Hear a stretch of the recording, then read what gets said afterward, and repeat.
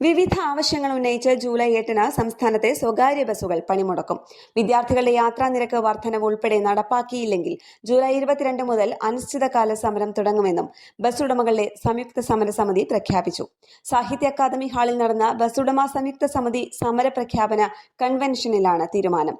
140 കിലോമീറ്ററിലധികം വരുന്ന സ്വകാര്യ ബസ്സുകളുടെ പെർമിറ്റുകൾ പുതുക്കി നൽകുക, വിദ്യാർത്ഥികളുടെ യാത്രാ നിരക്കിൽ കാലോചിതമായ വർധനവ് നടപ്പിലാക്കുക, KSRTCയിൽ നടപ്പിലാക്കിയിരിക്കുന്ന തരത്തിൽ അർഹതപ്പെട്ട വിദ്യാർത്ഥികൾക്ക് മാത്രം കൺസെഷൻ ലഭിക്കുന്ന തരത്തിൽ ആപ്പ് മുഖേന കാർഡ് വിതരണം ചെയ്യുന്നതിനുള്ള നടപടികൾ സ്വീകരിക്കുക, ബസ് ഉടമകളിൽ നിന്നും അമിതമായ പിഴ ഈടാക്കുന്ന നടപടികൾ അവസാനിപ്പിക്കുക, ബസ് ജീവനക്കാർക്ക് പോലീസ് ക്ലിയറൻസ് സർട്ടിഫിക്കറ്റ് വേണമെന്നുള്ള തീരുമാനം പിൻവലിക്കുക എന്നീ ആവശ്യങ്ങൾ ഉന്നയിച്ചാണ് കൺവെൻഷൻ നടന്നത്.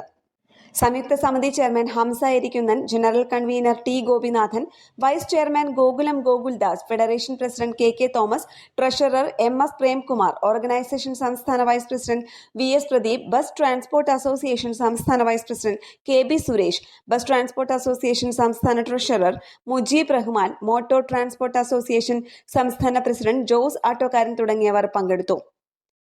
പണിമുടക്കും 22 മുതൽ അനിശ്ചിതകാല സമരവും ഉണ്ടാകും.